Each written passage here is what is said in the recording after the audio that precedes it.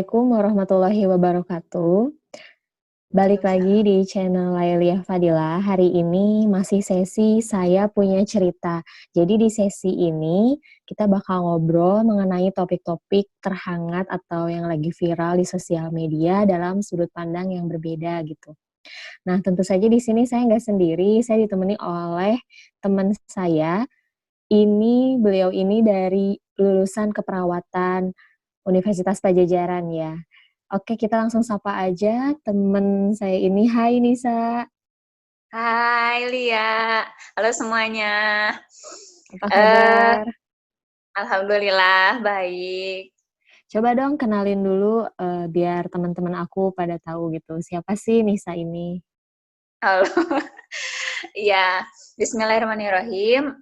Teman-teman semuanya, sebelumnya saya akan berkenalan terlebih dahulu. Nama saya Nisa Aulia Suci. Teman-teman bisa panggil Nisa, Aul atau yang lainnya ya, biar lebih akrab. Nah, seperti yang tadi sudah disebutkan, sebelumnya saya perawatan Universitas Pajajaran, menumpah perawat, namun qadarullah seperti yang teman-teman tahu semuanya, saya dan teman-teman yang lain harus menunggu uji kompetensi karena adanya virus corona ini. Ya, itu mungkin ya, ada lagi? Oh, jadi sekarang itu masih nunggu ujian namun terhambat oleh pandemik ini ya Nis ya? Iya, betul, karena sebelumnya ada uji kompetensi itu biasanya ada pemantapan terlebih dahulu dan melalui via daring seperti ini jadi terpaksa harus ditunda terlebih dahulu. Oh gitu, berarti sekarang selagi menunggu ujian yang ditunda gitu ya, aktivitas yang Nisa jalanin sekarang apa?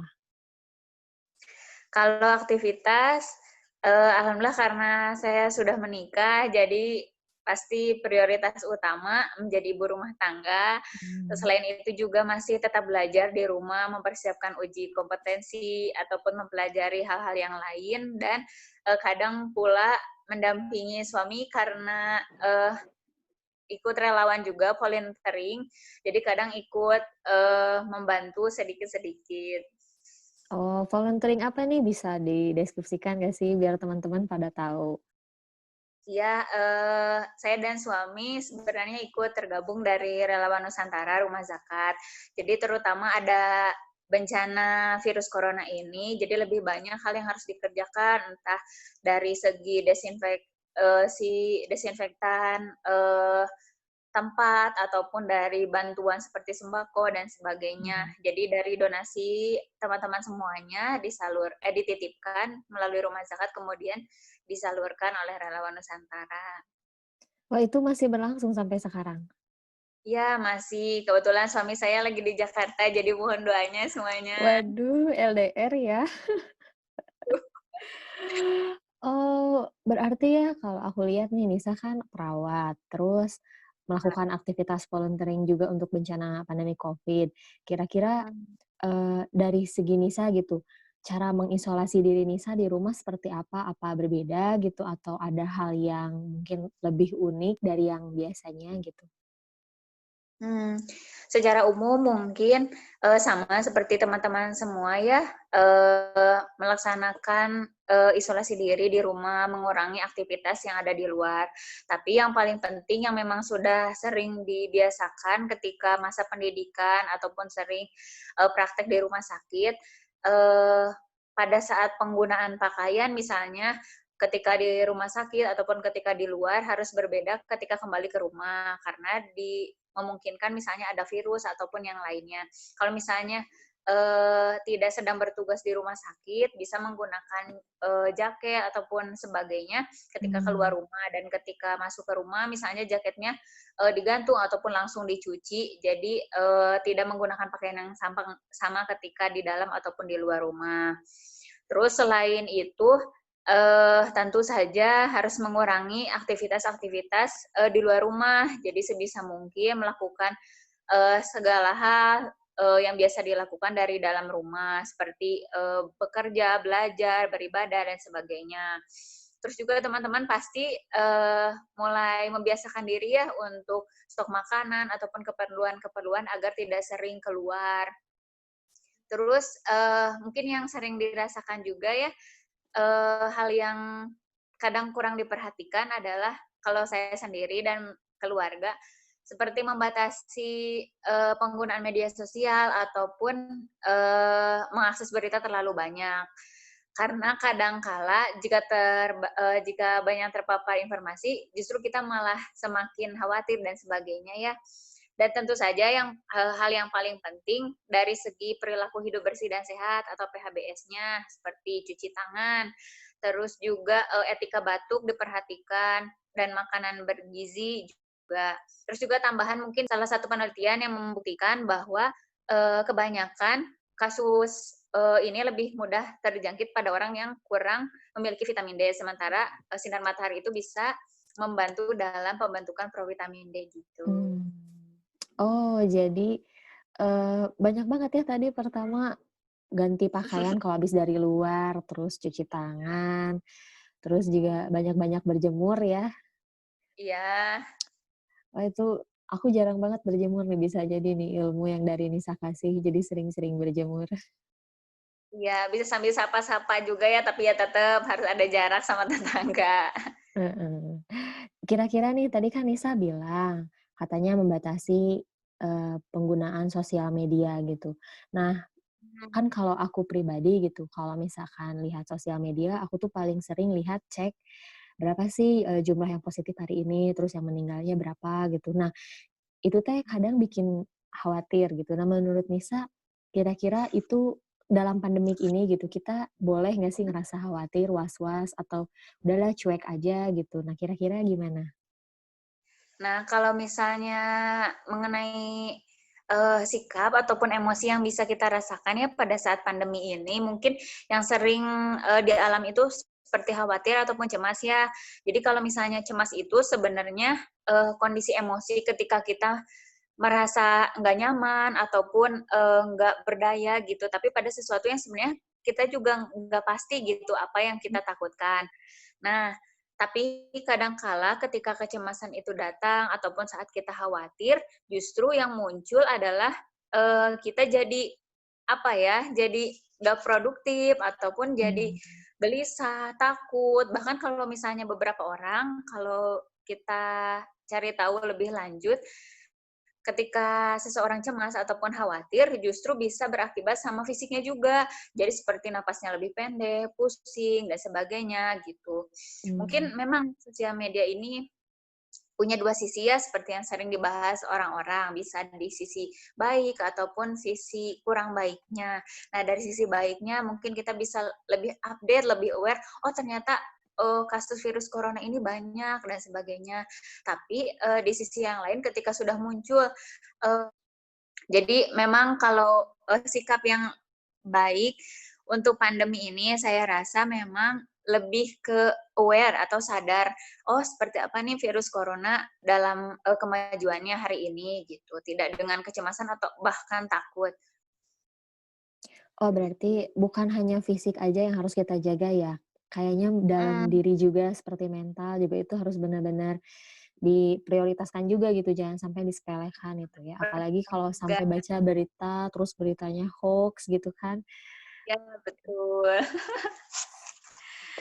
Oke, nah ngomong-ngomong tentang sosial media nih, kemarin itu ada yang viral nih Nis, katanya viralnya itu dengan tagar Indonesia terserah gitu. Aku tuh pas lihat Mhm, merasa sakit, nggak tahu ya, sakit hatinya tuh tertransfer gitu ke sini. Jadi ada seorang tenaga medis pakai APD, mhm. belakangnya dia tulis Indonesia terserah gitu. Nah, Nisa tuh lihat fenomena ini kayak gimana gitu? Apalagi kan sebelumnya gitu ada ya penutupan toko yang heboh itu, sampai Mhm. orang-orang berkerumun, terus H-1 lebaran banyak orang-orang ke pasar, ke mall gitu, beli baju bedug dan lain-lain. Nah, Iya. kondisi yang ada itu menurut Nisa tuh kayak gimana gitu? Hmm. Kalau memperhatikan ya tagar yang kayaknya semua orang hampir tahu ya, Indonesia terserah gitu.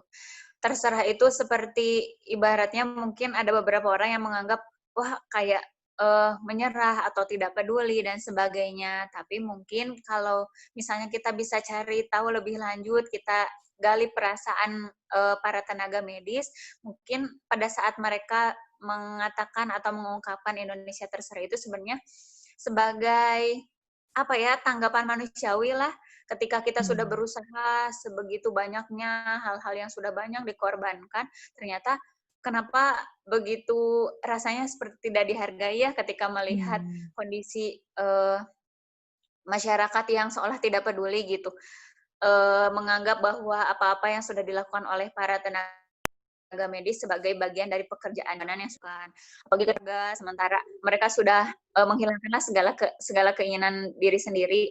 Tapi kalau misalnya dilihat dari sisi positifnya, Indonesia Terserah ini adalah sebagai bentuk edukasi sebenarnya bahwa masyarakat harus aware bahwa virus corona ini masih ada gitu, tidak menganggap bahwa virus corona ya berlalu begitu saja dan sudah tidak ada, apalagi dengan wacana adanya ya new normal sebentar lagi dan sebagainya, seperti itu. Oh, jadi benar-benar ya dari tagar yang viral kemarin itu tim tenaga medis gitu seolah-olah memang kurang dihargai gitu ya. Nah, ini sih Iya. mirisnya, ya semoga sih dari video ini aku harap, yang nonton tuh bisa lebih sadar gitu ya kalau perjuangan mereka tuh benar-benar harus kita hargai gitu dan kita juga bisa berjuang, yaitu tetap di rumah aja gitu ya. Karena memang kalau misalnya kita semua pasti ingin kalau pandemi ini segera berakhir dan itu tidak bisa hanya dukungan dari tenaga medis saja, tapi memang harus dari masyarakat. Apalagi memang masyarakat yang justru menjadi titik pusat peran yang paling penting gitu. Apalagi kalau kita mencari tahu indikator dari WHO seperti apa indikator new normal sebenarnya salah satunya disebutkan bahwa dari 6 syarat itu adalah partisipasi masyarakat. Jadi ketika masyarakat tidak ada partisipasi atau apatis, tidak peduli, justru itu yang bakal mengganggu perubahan yang seharusnya terjadi gitu, agar pandemi ini cepat berakhir. Kira-kira nih, tadi kan disinggung tentang new normal ya, aku juga sempat baca di sosial media tuh ada juga namanya AKB gitu ya, nama lainnya lah kayak adaptasi kehidupan baru. Nah, bisa nggak sih dijelasin yang dari WHO itu tuh kayaknya menarik nih?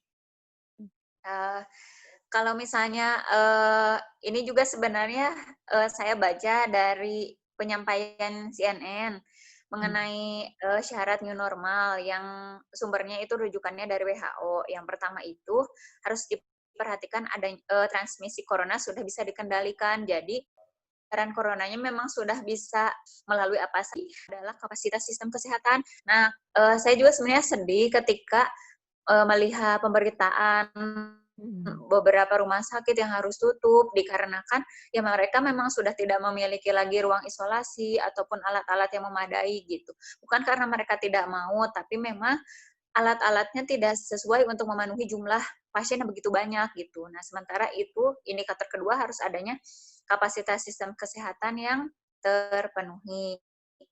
Yang ketiga adalah resiko penularan terkendali.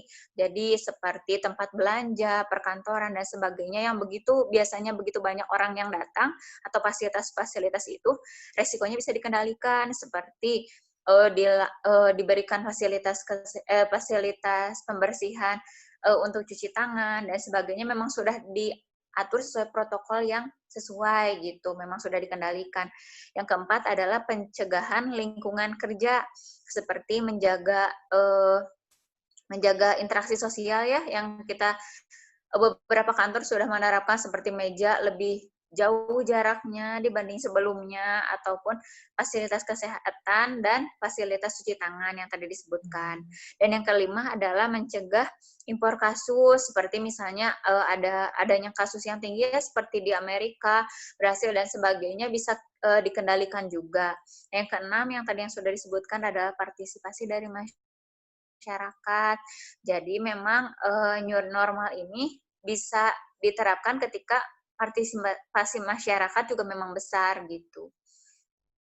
Wah, ini benar-benar ya jadi kayak kehidupan baru aja ya. Nah, Ya, Kayaknya sih gak sabar apa sih yang bakal terjadi ke depannya gitu dari masyarakat.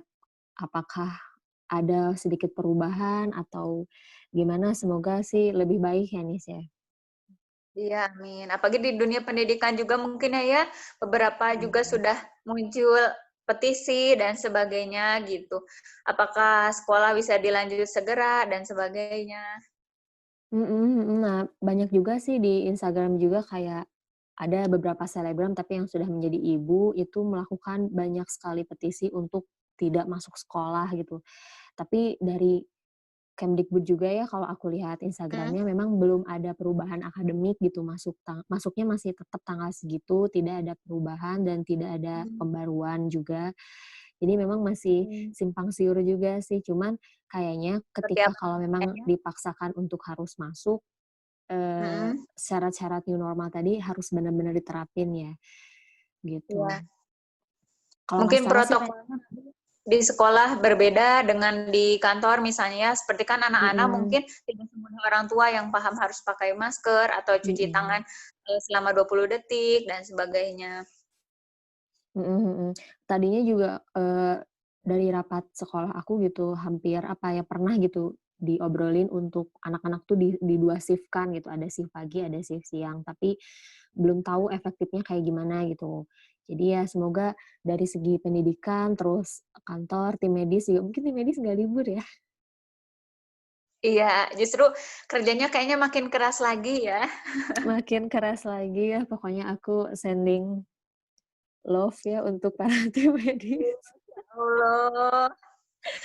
Yang sudah berjuang, bener-bener aku berterima kasih banget gitu karena, eee, garda terdepan itu sekarang bukan siapapun yang memimpin gitu, tapi benar-benar dari murni tim medis gitu yang udah bantu berkorban segalanya.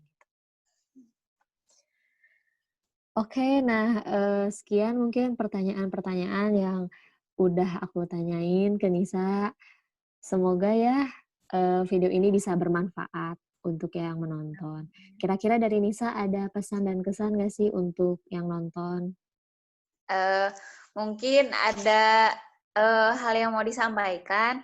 Mmm. Jadi sebetulnya, baik kita semua ya, saya ataupun, yang melihat video ini, ketika kita berusaha untuk menjaga diri kita sendiri ataupun keluarga, eee, mungkin kita apa ya yang bisa kita bantu untuk tenaga kesehatan dan sebagainya. Nah, sebenarnya kita bisa mulai dengan menjaga diri kita sendiri. Sebenarnya teorinya seperti ketika kita memberi kepada orang lain, yang justru dapat juga kita juga kan. Nah, itu dia. Mmm. Jadi ketika kita, berusaha untuk membantu tenaga medis dengan menjaga diri, sebenarnya kita juga memperhatikan kesehatan diri, kesehatan fisik, mental, sosial, spiritual, dan sebagainya. Tetap positive thinking bahwa semua yang terjadi di dunia ini, insya Allah memang takdir yang terbaik untuk kita semua. Semoga Mmm. setelah ini kita menjadi banyak belajar. Amin. Eh, Senang banget bisa berbagi, bisa ngobrol bareng sama Lia semuanya. Mmm. Tetap semangat, semoga Allah melindungi kita semuanya. Amin ya robbal alamin. Ya jazakillah khairan Nisa, kita juga senang banget dapat ilmu-ilmu baru gitu dari sudut pandang yang memang pelakunya itu tim medis gitu, dari medisnya gitu. Karena aku sendiri gak bisa gitu menyimpulkan sesuatu dari sudut pandang kita sendiri aja kan gitu. Mungkin dari sesi ini juga teman-teman yang nonton bisa melihat berbagai sudut pandang, jadi jangan satu sisi, tapi di sisi lainnya juga. Kalaupun misalkan ada dari konten-konten YouTuber lain yang membahas ini dan mungkin berbeda, ya mungkin di sini kita hanya diskusi aja ya Nis ya, berbagi apa yang kita ketahui gitu. Silahkan ambil positifnya dan semoga, bisa jadi inspirasi ya untuk teman-teman yang nonton. Amin. Oke, terima kasih Nisa untuk itu. Sesi saya punya cerita dicukupkan sampai sekian. Kita akan ketemu lagi di next video untuk teman-teman yang banyak sekali pertanyaan atau mau kasih saran dan kritik. Silahkan bisa dituliskan di kolom komentar dan mungkin nanti kita akan bahas di next video ya. Nah, terima kasih sudah menonton. Jangan lupa subscribe, komen, dan like video ini. Semoga bisa bermanfaat dan menginspirasi kalian semua. Terima kasih. Assalamualaikum warahmatullahi wabarakatuh. Waalaikumsalam warahmatullahi wabarakatuh.